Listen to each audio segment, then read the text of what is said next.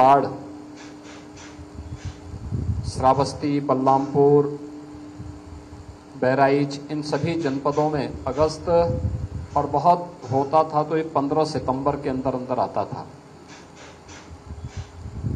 ये पहली बार है जब अक्टूबर में बाढ़ की त्रासदी हम सबको देखने को मिली है।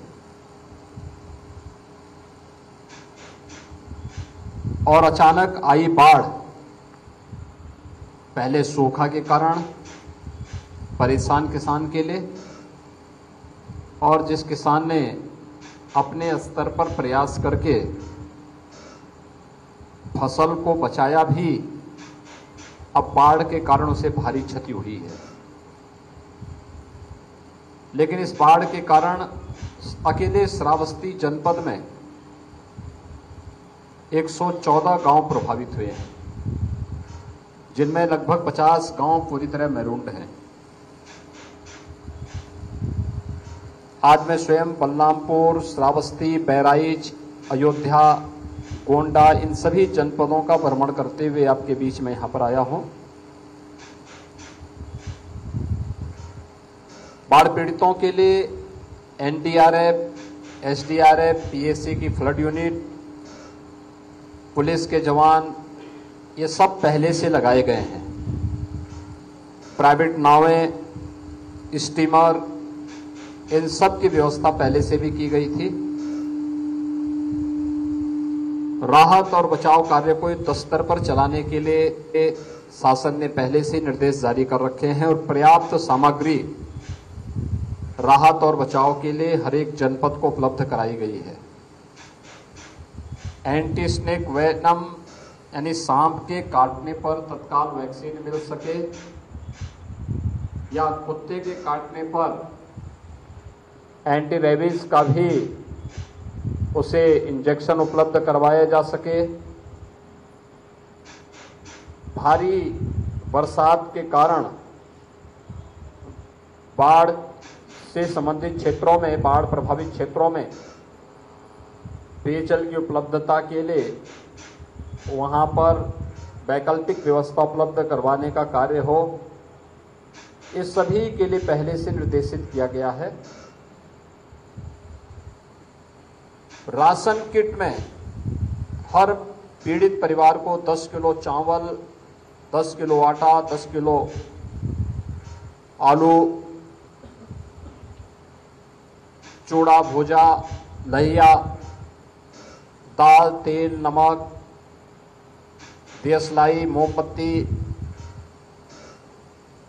डिग्निटी किट, ये सभी उपलब्ध करवाने के निर्देश दिए गए थे और पर्याप्त मात्रा में सामग्री उपलब्ध भी है।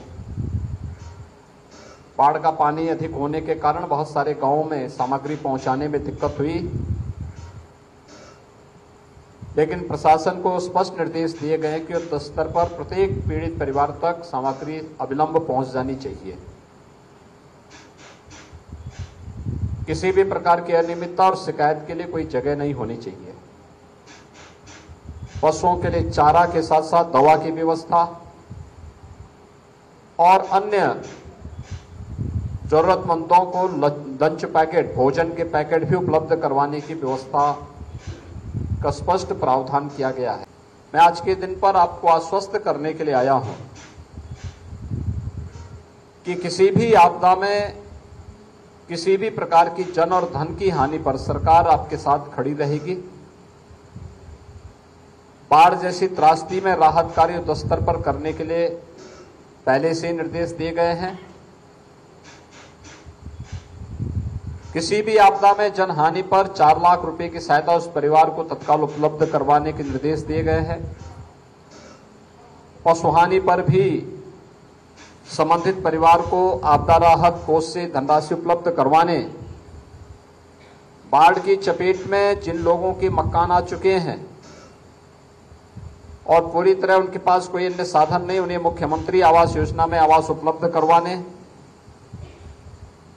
जिन लोगों के पास कोई भी अन्य साधन नहीं है उन्हें शासन की सभी प्रकार की सुविधाओं को तत्काल उपलब्ध करवाने के निर्देश दिए गए हैं।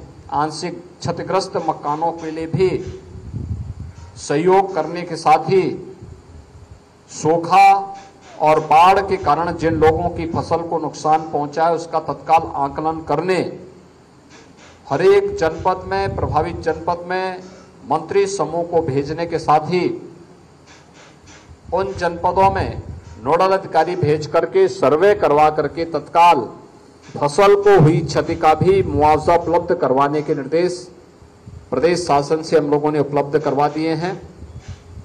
और मैं विश्वास व्यक्त करूंगा कि जिस धैर्य के साथ आप सब इस आपदा का सामना कर रहे हैं, सरकार आपके साथ में है, आपको हर संभव मदद करेगी।